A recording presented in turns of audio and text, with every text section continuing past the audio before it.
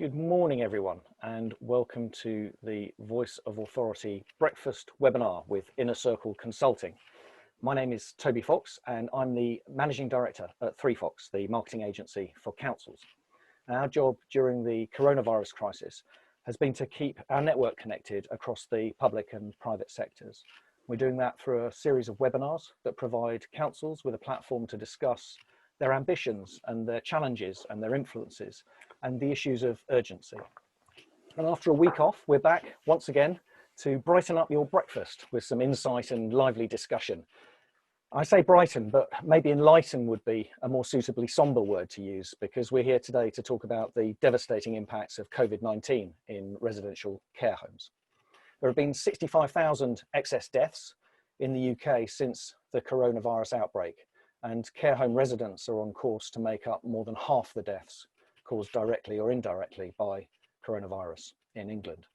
The Public Accounts Committee said last week our care homes were effectively thrown to the wolves and the virus has ravaged some of them. Covid-19 has provided a stark reminder of the inadequacy of many traditional care homes. But meanwhile, irrespective of the pandemic, the benefits of independent living housing, commonly known as extra care, are increasingly well understood. Social connections, choice and independence will boost well-being, while access to care, if and when needed, gives peace of mind. Independent living also saves the public purse millions of pounds every year, according to a recent Inner Circle study, which we'll make available to you, as much as £4,475 net per person per year when compared with traditional residential care. And we've spoken in other sessions about how COVID-19 recovery efforts provide the opportunity to reinvigorate the UK's housebuilding programme. Surely a vital element of that is to ensure that housing meets the needs of our ageing population, helping to create more sustainable communities and to increase resilience should we ever face such a crisis again. This webinar will explore the case for greater investment in this unique part of the housing and healthcare sector. And we're going to do that in some very fine company. Joining us with their caffeine levels suitably high are, in alphabetical order, Gary Heathcote, who's Director of Commissioning and Adult Social Care at Norfolk County Council, previously with Essex and Hertfordshire County Councils. Also Kris, Director of Extra Care Housing at Housing 21, the not-for-profit provider of retirement housing and extra care. And Twigg, Director at Inner Circle Consulting, whose extensive experience and frankly vast brain we've had privileged access to put this session together today. Two bits of housekeeping before we hand the breakfast table over to them for the next 30 minutes or so. Viewers, let me remind you that from about 9 or 9:15, we're going to be putting your questions to the panel. So please make use of the Q&A function on your screens to stimulate the conversation and inspire our panelists to share their insight and experience.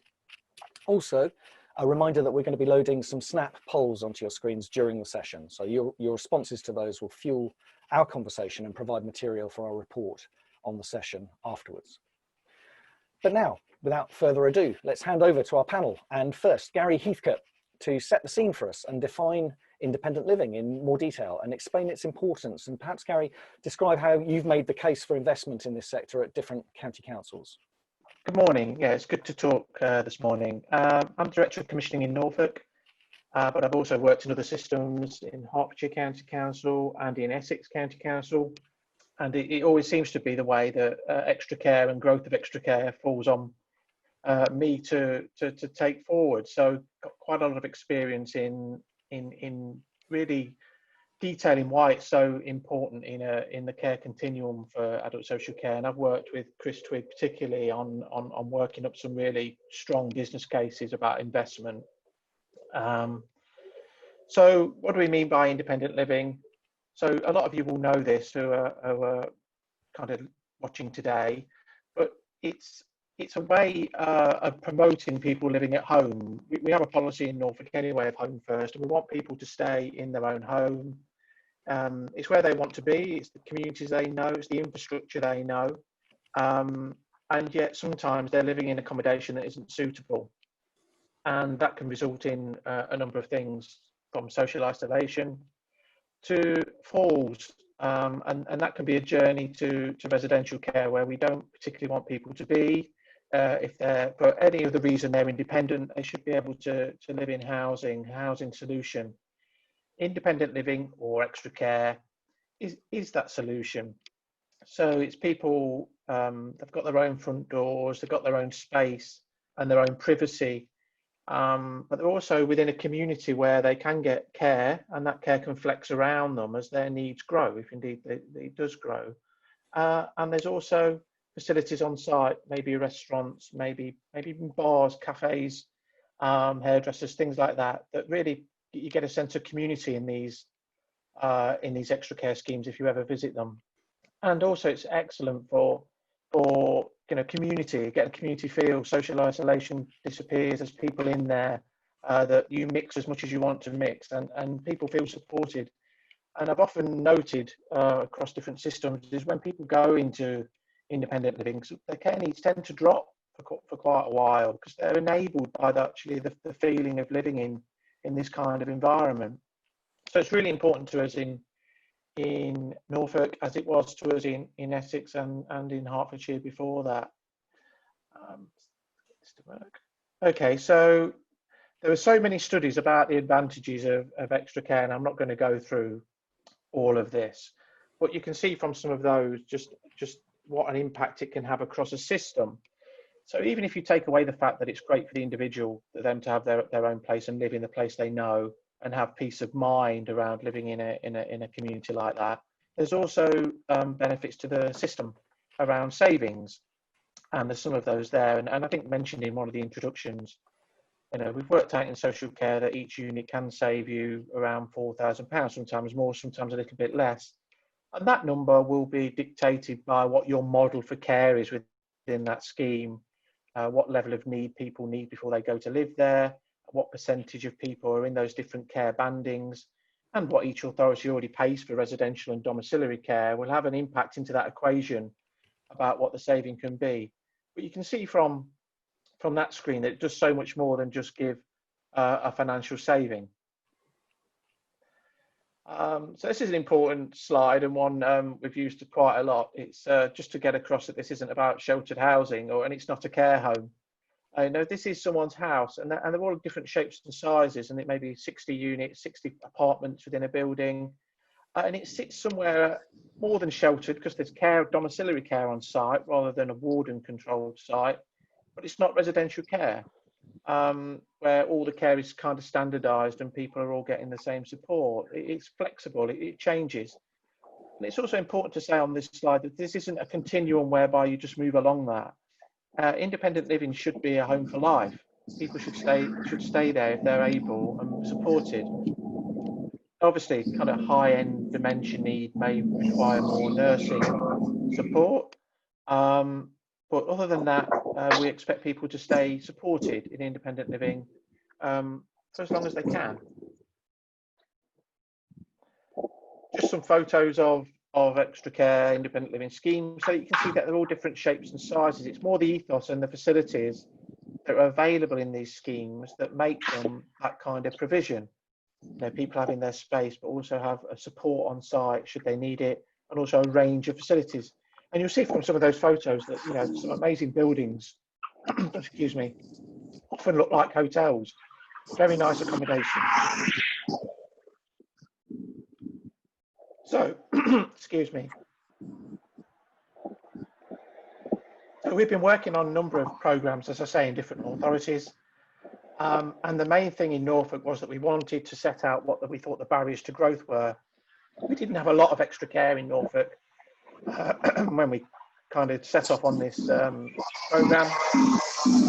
And sorry, I've got quite a bit of feedback there on coming through, so I hope you can hear okay. And we wanted to set out what the barriers we thought were to growth. Why was it that in Norfolk we didn't have as much extra care as we thought we should have for our population? And obviously Norfolk, there is a quite a large older person demographic, it being a coastal county. And some of that was around being clear what we meant by extra care, around definitions. One was definitely around demand, saying what we wanted and where we wanted it, and different tenure types. One was about how care would work in an independent living scheme, and we were keen to get across that the Care Act gave personalisation. We wanted people to choose how they receive their care. This isn't residential care. People get a choice. And some of it was about the business case then. What's the investment for every pound you spend at this? What can you earn? And we've talked a bit about that in the introduction. I'm sure Kris will probably be talking about that a little bit later on, so I won't go into that. And then it was around communication, and what Inner Circle helped us with back then was putting that business case together, but also putting together what the communication needed to be with the market, with district councils, with builders, with housing providers, about here's what it means to us in Norfolk, here's how important it is to us, we really want to invest in this, and this is where we really need your help. And so that went out as our position statement that was kind of quite a broad document, went out to a broad mailing that I'm sure we can share. It just set out what our position was for what we wanted to do. I'm not going to run through all these, I'm sure I'm running out of time, but these are important in what makes a successful independent living scheme from our programme point of view in Norfolk. Obviously, there's something around the building. This isn't, as I say, a residential care building, so a certain design guide that you can look at about what good extra care looks like, around the space, around the communal facilities, about what the apartments look like, and you can get lots of information on that. Demand and tenure. So we wanted it to be a mixed tenure, and we recognise that not every scheme is the same. We're not saying everything's 50-50 where it's ownership and affordable. Each scheme, depending on where it is, where it's situated, may have different tenure percentages. It's what's right for that community and where the need is. Location, really important. It's got to have links to amenities and transport links and how it fits in with the wider community. So we always look very closely at where the proposals are for extra care. Talked a little bit about the care model, and we have different bands of care in extra care, and each local authority probably has a different definition of that. In Norfolk, it's between around 4 and 9 hours a week, and 9 to about 13 plus, and we agree what percentages of the cohort we want in each of those. So you get that balanced community, which is really important in extra care, and people move through those bandings, in their time within the scheme. Something around financial assurance, and how the authority plays a part in supporting schemes. So we recognise that the affordable units need some support to get them over the line, whether that's Homes England grant, whether that's grant from the local authority. And so we're prepared to put money in as part of our programme to get those affordable units over the line. And for that, we get nomination rights into those units to make sure we're controlling that community and that balanced approach within the scheme. And I guess all the final thing to say around that is the kind of partnership working. We want to, because there's so many options available, we want to have as much of the options and the partnerships in place before we start thinking about schemes. We thought about rents and care costs and how it would all work together. So I think this is probably the final slide for me, but probably the one that links into where we're going with this discussion is challenges. Now, obviously, there's always challenges around extra care, that around land, the traditional challenges you'd probably call them, and explaining what independent living is. A lot of people still think they go straight back to the care home definition and think that's what it is. But obviously, we've had a much bigger challenge come along over the last few months, and what's happened with care homes during Covid-19, and it had a terrible effect on the care home population. I've been working in Norfolk, right in that space as a commissioner, trying to support care homes who have done a fantastic job, it's got to be said, under most incredible pressures. And a lot of people are focusing on the fact that it was about the pandemic process that caused the problem, and that was one of the reasons there was a problem. The guidance came out at different times. People were being discharged from hospitals and into a care setting without the testing, and that took about a month to resolve. But actually, there's more than that, which links to why extra care is important. As a system, we didn't appreciate the role the care sector has in the whole system, the way it keeps everything flowing, whether it's domiciliary care, whether it's extra care, whether it's care homes, how they link to the acute hospitals, community hospitals. It's all one big system. And I don't think before we really had the attention. If anything good's going to come out of this, it's the importance of the care market and the care sector and the investment needed. And I guess it did highlight the underinvestment in social care that we've had for many years. So there's something about colleagues across the whole system not appreciating what care could do, what it needed. But then there's also the unsuitability of the buildings, thinking that we could move people from an acute setting into care homes, some of which were designed many, many years ago, very small rooms, just a bedroom, and then a communal space. When you're trying to keep people isolated, it just doesn't work. And you've got to also appreciate some of these people were wandering. So it's not a case of just telling them to stay in their bedroom, and which is difficult enough.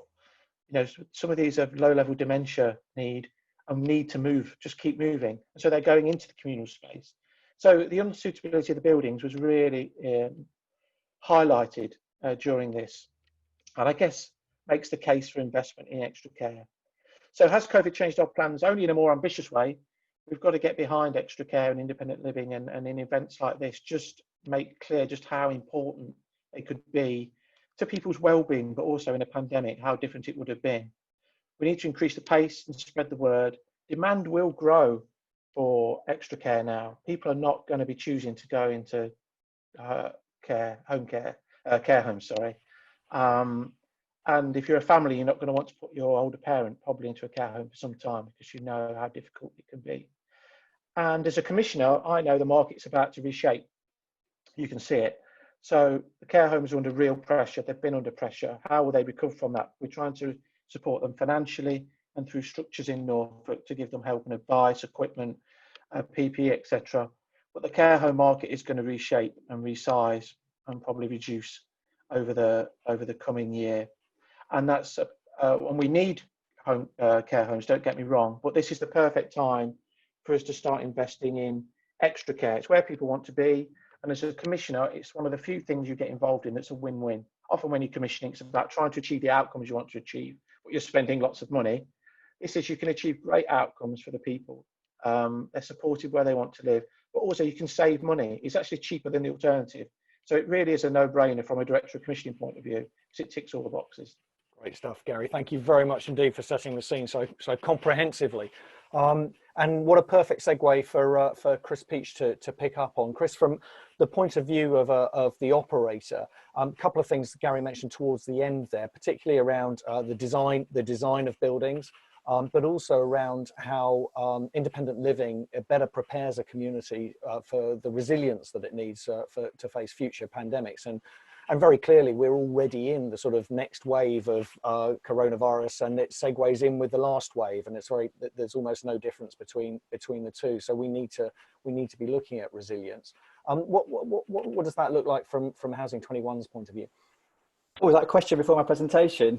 so I think it's really important. I'll talk about it through my presentation in a second, but actually the resilience that has been shown in the independent living sector has been, I think more and more people are looking to it now as the answer to older people's housing.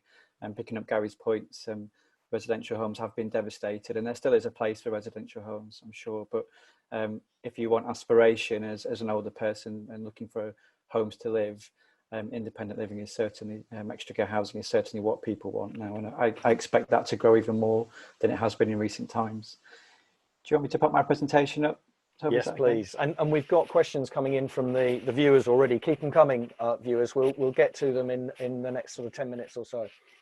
Okay, so so my name is Kris Peach. I've worked for Housing 21 for about 10 years now, and in extra care as the director of extra care for the past 5 years. And in this time, I've seen a huge growth and expansion of specialist older people's housing in the form of extra care, and more importantly for me, seeing the impact that it's having on people's lives. Very, very briefly, just Housing 21, we are the largest provider of extra care housing in England. We've got 129 extra care schemes now, and many more being developed. Just picking up Gary's point, we have lots of mixed tenure schemes. From an operational perspective, it's a challenge, but actually it's important that this housing is available for everybody and those people that need it most. We deliver care into those as well, so we deliver about 45,000 hours of care per week. I work with 170 local authorities, all of which with a slightly different nuance of what extra care housing is. And we've got about 3,500 staff as well. So it's quite a big, the extra care schemes in particular are quite a substantial service at the moment. I won't dwell too much on this because Gary's picked up a few points, but just in terms of what it means for, what extra care means for Housing 21, independence is crucial, and it's the critical point that people still want independence, but access to care and support should they require it. And I think that's certainly, when I look at what people are wanting to come into extra care for, that's one of the key things. And the community and the shared facilities that it brings is something that our residents really benefit from. And again, something that's it becomes aspirational for them to want to live in that environment. And I always put pets, because you or I or anybody living in our home probably has the option to have pets. That should be no different for older people wanting to live in a property, and we certainly welcome pets in extra care schemes, and it's a big bonus again for a lot of our residents. So some of the differences between residential care, some of them are quite stark, like the clouds that you can't see, or some of them are quite small in terms of the stones on the pictures too, that may not be as big to see. One of the biggest things for me in terms of what the difference between residential care and extra care housing is that people can remain living together. And I see that as a real key advantage, that I've seen so many stories and speak to so many residents that unfortunately may have been through residential care and they've been split up from their partners, their loved ones, someone they've spent their whole lives with. And ultimately then they're split up because the only option has been residential care. And I think that was really sad. And I think the best thing about extra care and independent living is that it provides people the opportunity to remain together while still having care and support that they require. They have their own front door, it's their own apartment, they're able to live independently, as I said, and then all the shared facilities that are on site to mix with neighbours and friends too. And the care can be flexed depending on people's needs, as Gary mentioned before. We have people living in our schemes that don't have any care needs, that have come into the scheme thinking about the future. We have people that have end of life care needs that have been nursed through the scheme for a long period of time as well. And I think again that's the advantage, that it doesn't matter what your care needs are or support you have. You can live in the extra care schemes in the comfort that knowing it's there for you. And I think that's what our residents really value.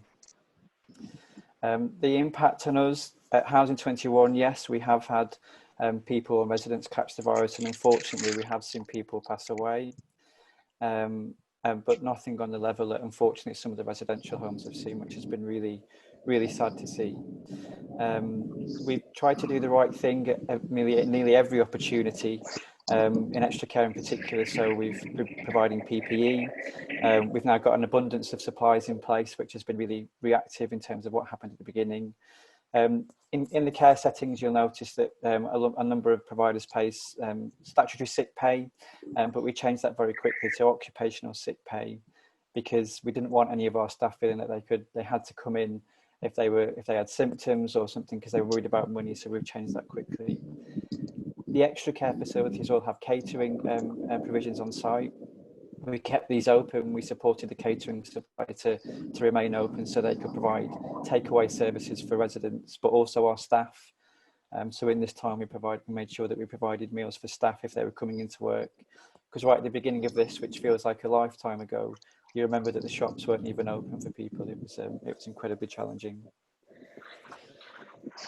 In terms of we refer to the extra care bubble, and that's what our residents have been talking with us about recently. We've asked them about their experiences through COVID, and the residents have said they feel safe. They've been safe havens for people living in the extra care facilities.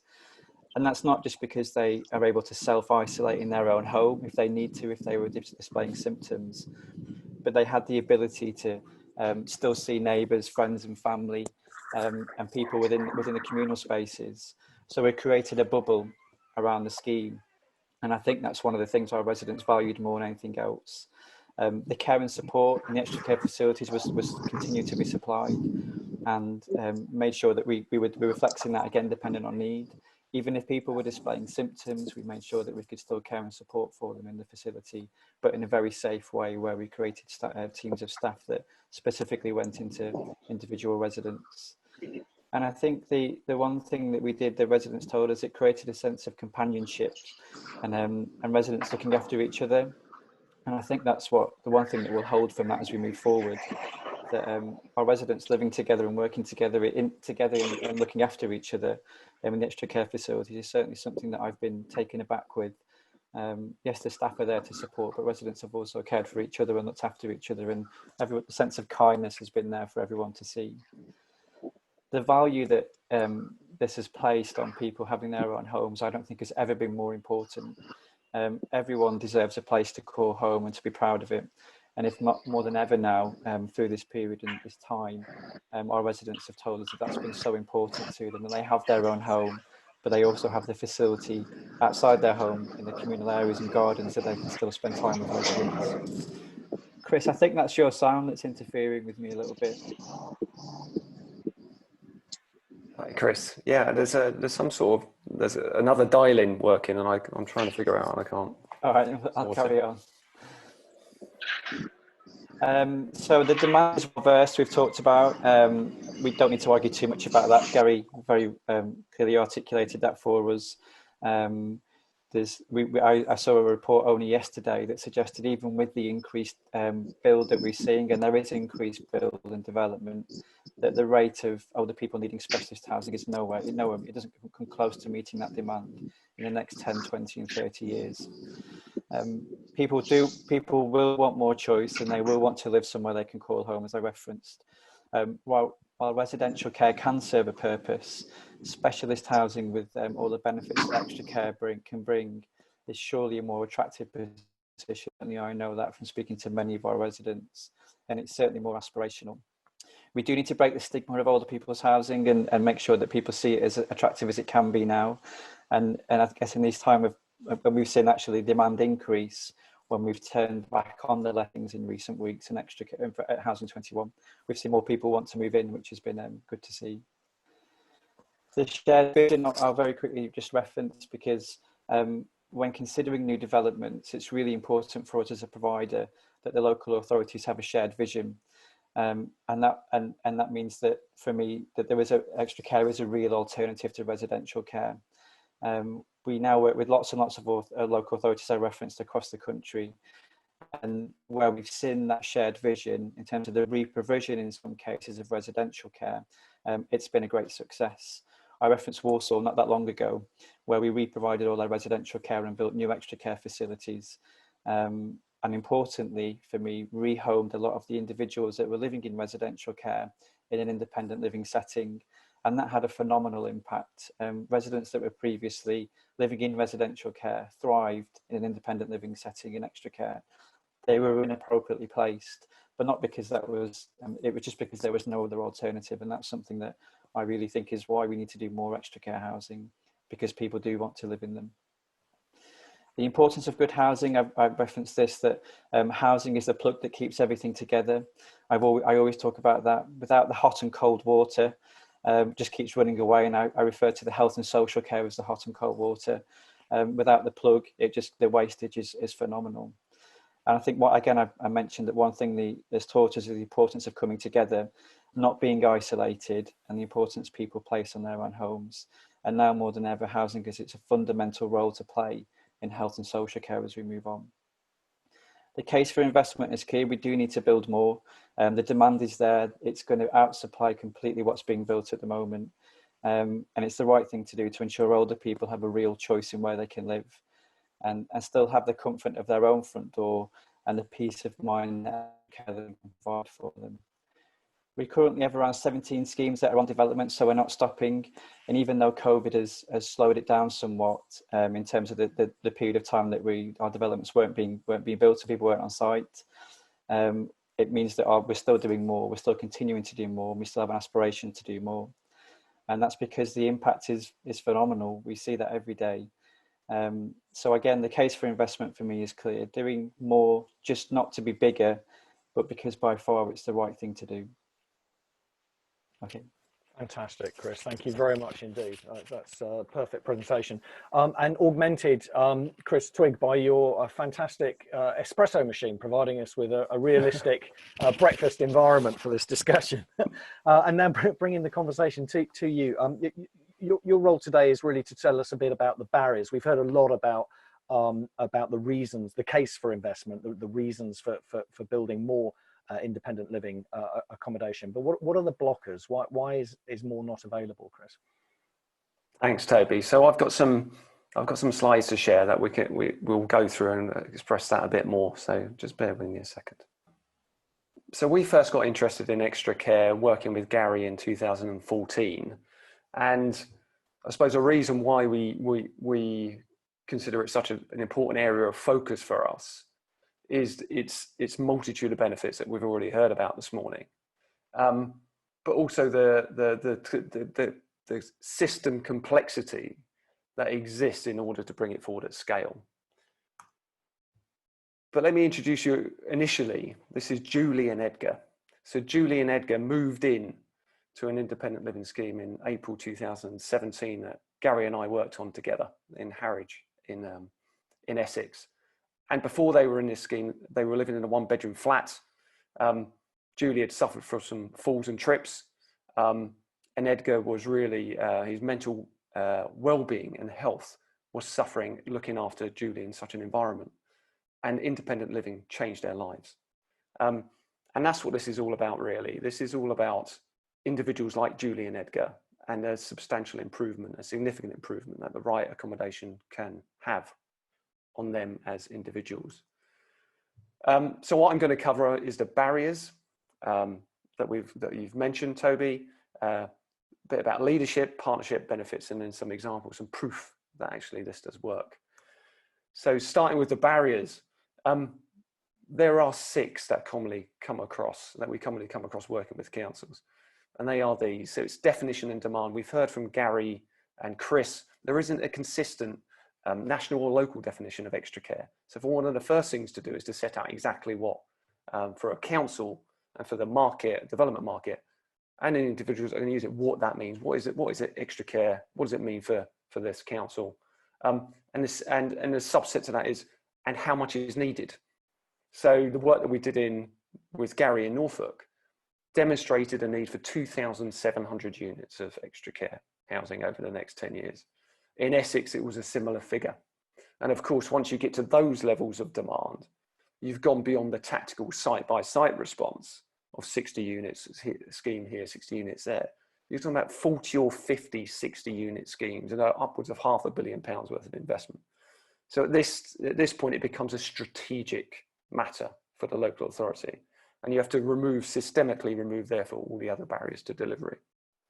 The next one is land and availability of suitable land.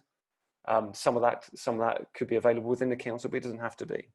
A barrier to delivery of extra care is not the councils having insufficient land. It's not about that.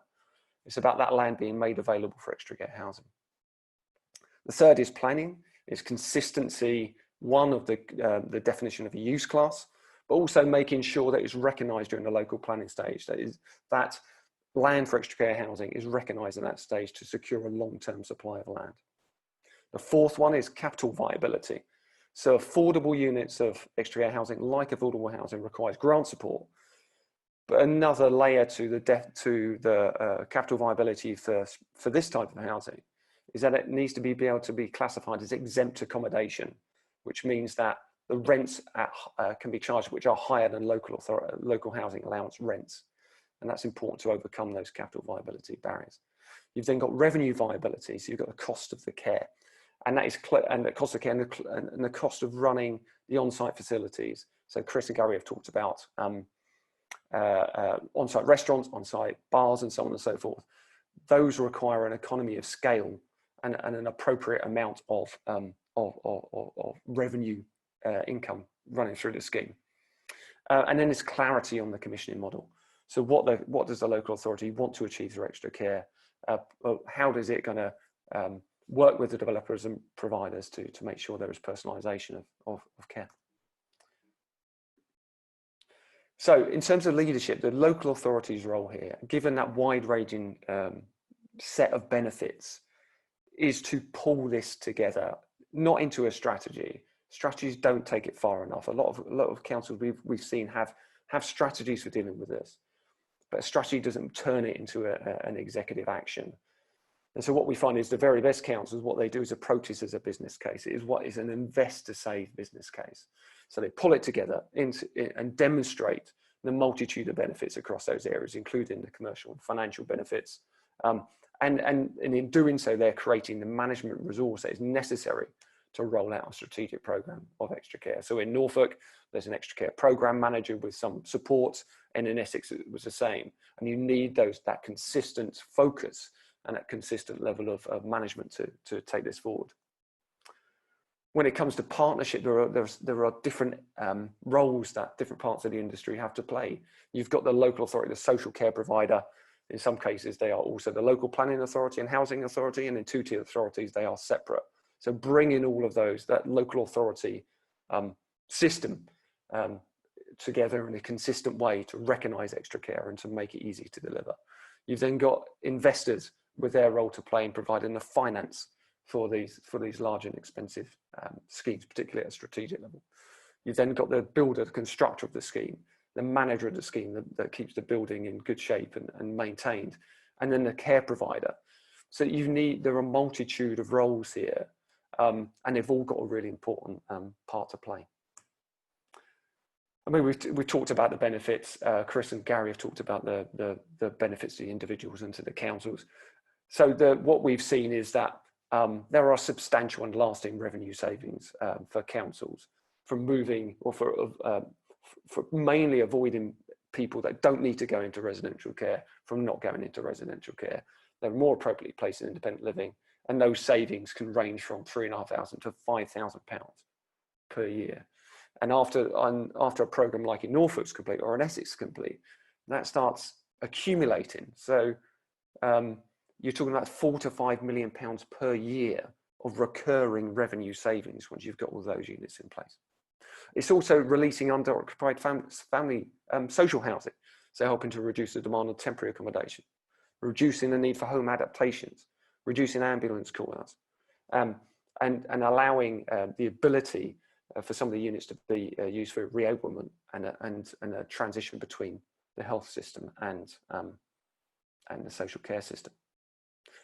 So, I mean, some examples here. I've talked about Essex, I've talked about Isle of Wight, I've talked about Norfolk. In every case, those councils have changed the way that they approached extra care by organising the information, by constructing a business case, by stimulating the market, drawing in, seducing the very best developer providers. They have increased the number of units that they can, of extra care housing, they can deliver, and they've done it quickly. Thanks, Toby. Fantastic, Kris. Thank you very much indeed. That's really comprehensive and clear and concise. So now, audience, over to you to question the panel. And we've got an interesting question from Linda Russell's asking. I don't know, panel, if you're able to answer this, but it's worth trying. The almshouse movement, providing independent living for the elderly. Is there any work that you're aware of going on with that sector, that group of providers? Gary, you wanted to come in on that? Yeah, so almshouses is a slightly different model and important model. So I think we recognise that the solution for housing for older people, there's a number of different solutions that will be needed.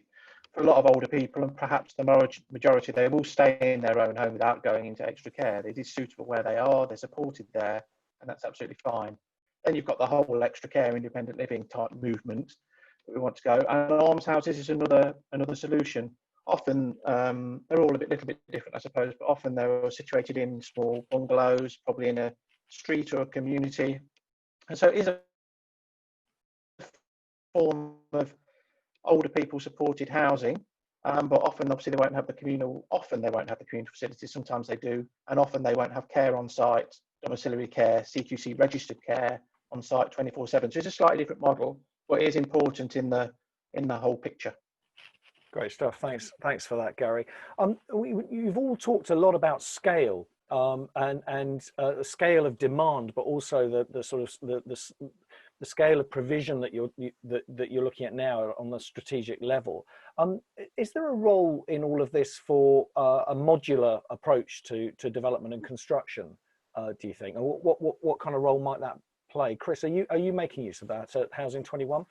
Yeah, so we are. There was, I think, the question was also linked to retirement housing or sheltered housing. Yeah. So we obviously are a huge provider of retirement housing, or what you may refer to as sheltered housing, and we are still developing them, not on a scale of extra care, but we have been doing modular design because it lends itself to smaller units. I don't think we're ready yet at the moment to stick a big one up there and do an 80 to 100 unit modular one. I don't think it's there for us, or I don't think we're not seeing it in the industry at the minute. But in terms of smaller developments, yes, we are, and we've seen it been really successful in terms of we built it, or we did some bungalows in an additional retirement housing scheme added to it, and the impact was great. It didn't impact the current residents because they were on site. They loved seeing it happen. They came up in their lorries, put the apartments down, and off they went. So, and in terms of the environmental impact as well, I think there's a huge advantage to us. I think the modular design industry, needs to move at the same pace that possibly the developments are to help us get to the big scale developments for me. Gary, is it, and Kris, Twigg, is there anything in there about aggregating demand in order to help encourage a sort of an off-site construction, modern methods of construction approach to provide the volume of housing that's needed? And you've talked, Kris, a little bit about the difficulty of local authorities having different definitions in this space. Is there any work actually happening to kind of try and aggregate demand? And is that even feasible, do you think, realistic? I think on the first point, so in terms of modular construction being used as a solution for this type of housing, I mean, it almost certainly has an important role to play, like it does in the provision of other housing elsewhere. For certain on the Isle of Wight, where you had a disconnected and isolated industry, one of the key responses there was to look at the potential to create a locally positioned modular construction and capability and factory, because that was the appropriate solution for that area. So I would see it would continue and would have an important role to play when you talk about delivering at pace to the scale required. Great stuff. Thanks very much. Okay, so there have been some developments from government in the last few days, as we've come to expect on a fairly regular basis at the moment. The latest issue of real interest here, I guess, is the new planning regulations that are being proposed. You've talked a little bit about making sure that, Kris, that land is provided for in local planning processes. What do you see the effect of the new regulations as being? So we're still digesting what's coming out, Toby, aren't we, at the moment? And I think it will be interesting to see, what role those changes have to play across the housing market. For sure, if the impact of them is to release quicker land for extra care or any other type of housing, then it's going to be an important input into what is a systemic challenge in increasing the pace and scale of delivery of this type of housing. Fantastic, thank you. So Gary, feel free to pick up on any of the previous points, but I'd like to ask you a question being put by Michaela Yarn, which is what the case for rental in independent living. Will rental tenure be the future in this sector, do you think? Well, there's always going to be a need for that. I think each local authority and each location within a local authority has different needs within tenures. So, for example, the picture of the scheme that Kris had up at the beginning of his in Harwich, one of the first ones we did in Essex, that was all affordable rent, and that was what was needed in that spot. It was perfect for that, and soon filled up. And then probably the next one we did was a more mixed. Half of it was for sale, private sale. I think there'll always be a need. The geographical location will dictate some of that. Kris, Kris Twigg, do you want to pick up on that? So one of the important aspects of market stimulation, rounding market stimulation, and determining the overall degree of funding at a programme level for extra care housing is going to be that tenure mix, as you would expect. So we would often see in a demand analysis a breakdown of affordable rent, shared ownership, and outright sale. And as Kris Peach talked earlier about, it's not always easy to bring together those different tenures on a single scheme. And that's where you need expertise and experts like Kris and Housing and Care 21 who know how to do that stuff, mate. Because it then comes down to an individual scheme and how attractive that is into the market if you're selling it for outright sale and shared ownership, and how to make that work like you would see in normal housing schemes with a mixed tenure. Yeah, I think to help with that is the clarity of the offer. You have to be really clear what it is that you're offering, and you'll see lots of independent living schemes, extra care housing, where you may have the bars, even the swimming pools in some respects, in some of them, right, varied in terms of what's on offer. I think for us, it's the care element that's really important. So the home is really important, but the care and support that's on site is also what makes people helps people and support people to live independently as long as they can. So I think just being clear what the offer is, but certainly there is a need for affordable rents and rented properties. There's so many people that are so in desperate need of this kind of housing that would never be able to afford to live in it previously. And I think it's really important that we continue to make that available for everybody. And then there seems to be a case, I mean, it seems that this is a kind of ideal case for institutional investment as well. You're talking about revenues over long periods of time. You're talking about a stable and growing market. Is there any activity underway to attract institutional investment to this particular sector? Kris Peach, do you see more investment coming in, and what needs to be done in order to promote the advantages? Without a doubt, there's more investment. People 10 or 20 years ago certainly weren't interested in investing into the retirement housing market or the independent living market. We've seen that increase hugely over the past couple of years, because people finally, it's still quite, it's not relatively new anymore, but in terms of the longevity of housing, it is, extra care housing is, but people are really seeing it as an opportunity to invest for the longer term. Because of it's become aspirational, and I think we'll see more of that as we come out of this crisis too, that people will really want to live in those homes. There's no other demand like it in terms of the aging population. If you're an investor, then investing in other people's housing is a given, because there's just so much needed in the coming years and future years. So we're seeing it increase. And I know as we were part of ARCO a while ago, that you can see the investment coming into those retirement communities tenfold, really. Oh, thanks, Kris. Gary, I'll come to you in just a sec, Kris. Gary, feel free to pick up on any of those previous topics. But there's a what I'd describe as a layman, a technical question from Anya Harris about unplanned care. Anya's asking, unplanned care is part of the wellbeing charge, yet everyone has a direct payment. So how do you commission the unplanned care and support in the schemes for 24/7 support and make it affordable? Yeah, good question, that. So obviously, a person's needs are made up by assessed care that we need to support them with, and if following a financial assessment, then social care will pick that up and they'll get that via a direct payment. But there's also the fact that every extra care scheme has care on site 24/7. That's the whole point of independent living. That's that peace of mind that you know it's there. And so obviously that unplanned care does need to be paid for, and that's where the peace of mind charge comes along. And effectively, it's a charge split by the different units. That is a weekly charge to pay for the staff that are there all the time and overnight. And so the affordability is really important in that. And so that's why, certainly in Norfolk, and it was true in Essex as well, we had a minimum scheme size of 60 units and upwards from there, recognising that then you've got the cost of the overnight staff divided by the 60 units makes it a much more kind of palatable charge. And we were looking at charges between £25 and £30 a week. Now, if you think about it, for a 60-year-old to have gone into the scheme, they need that help and support, then they can attract benefits for that, such as attendance allowance, which is over £50 a week.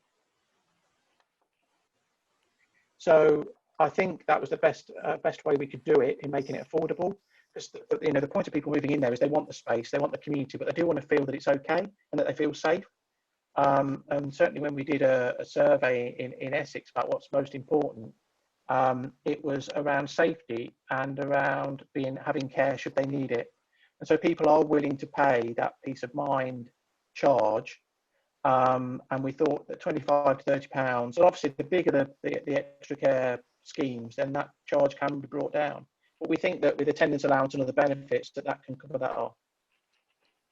Great stuff, Gary. Thanks a lot. Kris, do you want to pick up on that or on the previous point about investment? Yeah, I wanted to talk about the investment and the importance of institutional investors here, Toby. So when you're talking about deploying so much money in such a short space of time to accelerate delivery to the extent required in somewhere, and the examples we've talked about in Essex and Norfolk, you need a range of delivery models. A common one used by local authorities is that to set up a capital program, and in which they are confirming what they want from their grant investment in affordable units, and in return they're getting nomination rights to place people into those schemes. That isn't always enough to deliver at the scale required, and so the local authorities do need to, and are now expanding their range of delivery options, and that goes from, as I said, capital program, all the way up to something like a leaseback model, and in which case you've got a very attractive proposition for an institutional investor who can deploy a large sum of money to fund the build of supported housing, independent living for in this case, and get that regular return. In that case, the local authority has a greater leadership role to play, because rather than dealing with a single organisation like Housing and Care 21, who they would fund with some grant funding, they've then got a number of relationships they might need to manage. So, like in all matters really with regard to housing regeneration, there's the range of interventions, and the further you go into higher intervention, the greater leadership role the local authority has to play, and the greater risk it has to take. But as we've seen in this discussion, the rewards are really quite significant. And therefore, we would expect to see a growing role for models like leaseback to deliver the number of units that are required nationally. Yeah, great stuff, Kris. Thanks a lot. And our viewer Tristan Johnson has been making some points around funding as well in the chat. If the funding isn't there, then this just simply isn't going to happen. Particularly, it makes a point about rental as well. But I'm gonna ask one of his questions directly, because it's only fair. He's put so many. Thank you, Tristan. With the advantages described here, clearly there's a future. Is it desirable to extend the care offer in these housing options so that independent living can take an even greater role in housing people with ever increasing care needs, or is that not considered desirable, as it could move these schemes into the care home-like setting? Yeah, I'm happy to pick that up, because I think that's a real challenge. I think we've got many people moving in or living in our schemes are living with dementia, and we know the challenges that can pose to themselves as well, more than anything else, and the support that's around them has got to be the right support to enable them to continue to live independently. But there's no real answer to the question in my part, apart from we're aware of the challenge, because the more people you have living in the extra care facilities that have such high care needs, there's a feeling, and I've heard the comment before about it. Well, it's just a nice care home, and the challenge is for us as an operator to make sure that doesn't happen, and people can live independently, and the support that is in those services for them enables that to happen. So yes, we can increase the needs, and we have people, as I said before in my presentation, that are living in the extra care facilities with really high care needs, end of life care packages in some cases. But we've just got to make sure we maintain that balance, and that the support that's there enables that to happen properly, and it doesn't become a care home by want of another word, because it isn't. It's very different in terms of what's on. We make sure we work really hard with local authorities to maintain a balance, which Gary referred to earlier, but also not say, well, you can't live here because your care needs are too high, because it's aspirational for everybody, and that shouldn't just be determined by the level of care that you have. Yeah, great, thanks. And Gary, feel free again to pick up on that. But also, we got a question from Kenneth Crawley about about younger persons. There's always a danger when we focus on a single sector that we're kind of treating this as a zero-sum game, right? That there's only so much to go round, and therefore more of it needs to be devoted to one part of the population, therefore less of it is going to go to the other. But Kenneth puts the point that there's been a serious effect on younger persons with disabilities in residential care from COVID-19.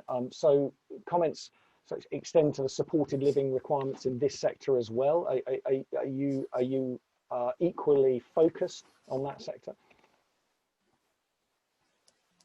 Yeah, that's a really good question, and whoever answered that question is quite right. The effects of COVID on people with learning disability is now well documented, so it is really important. Yeah, we are certainly in Norfolk, we're as keen to get the right housing options for people with learning disabilities as we are for older people. It's a completely different ask. We're not talking about the sort of scale, sort of 60 units, we're talking a different type of product, and therefore it's a different type of business case that needs to be set up, and a different type of investment and care model. But other than that, again, it's one of those win-wins. It's what people want. People with learning disability need to come out of residential care, live in the community where they can thrive. And also financially, it's going to be better for the local authority. So it is an important housing programme that needs to get going. I think perhaps it hasn't been given the focus that the older people one has. But certainly in Norfolk, we're trying to take that forward. And again, in Essex, we were looking at that. So I know authorities across the country are trying to get that housing solution right as well. Very important. Great stuff, Gary. Thank you. So Kenneth has also pointed out a case study. There's a whole dementia village model in the Netherlands that's up and running. And Kim Humphreys is pointing to an almshouses case study as well, St Saviour's charity. Almshouses for the 21st century on Southwark Park Road in South London. Okay, Kris, this is going to be the last word to you, and it's perhaps the most telling question of all from Les Carter. In your wide experience, Kris, Twigg, of working with local authorities across the country, are you seeing houses being built now, extra care homes being built now or planned for now that you would be prepared to move into in the future? Perhaps that you're even looking forward to doing so. Thanks, Toby. So this is a really good question, isn't it? This is the as you say, the $1 million one. So I have seen schemes like that, and the one is unfortunately it's not a Housing and Care 21 scheme yet, Kris. I'm sure they're on the way. There's a wonderful scheme built up in Coventry by an organisation called the Extra Care Charitable Trust, and they develop at scale. So not 60 units; they have villages of 300 units, and the ground floor, therefore, was a bustle of communal facilities, communal rooms. And there was an event space, a 300 people event space in it with a bar. And I was walking around there, and I did think, I wouldn't mind spending a bit more time here. So there are some brilliant examples that already exist and are being enjoyed by older people across the country. And it's only going to get better. As demand, as focus increases, they're only going to get better. So yeah, absolutely, there are schemes, and there will be in the future, I am sure. Great stuff, Kris. Thank you very much. I don't think I've hosted a webinar yet in the last 4 months where the last word was "it's only going to get better." And for that optimistic note, I thank you alone. And what a fantastic contribution from the whole panel. We've answered all the questions being put, and there were a lot of questions from our audience. Thank you, audience, for being so probing and attentive throughout the session. Thank you, panel, for giving us so much food for thought, and for indicating that, I mean, surely the case for investment in this sector, as put by you today, is now unarguable. So picture, if you will, shards of muesli shrapnel flying across kitchens as our viewers cast their cereal bowls in the air to thank and applaud you. Gary Heathcote of Norfolk County Council, Kris Peach of Housing 21, and Kris Twigg of Inner Circle Consulting, our sponsors today, without whom this session wouldn't have been possible. Thank you again to our brilliant breakfast audience out there. And there's just time to urge you to join us again on Thursday at 11 AM when we're going to be back with Inner Circle again to ask, what is community wealth building really?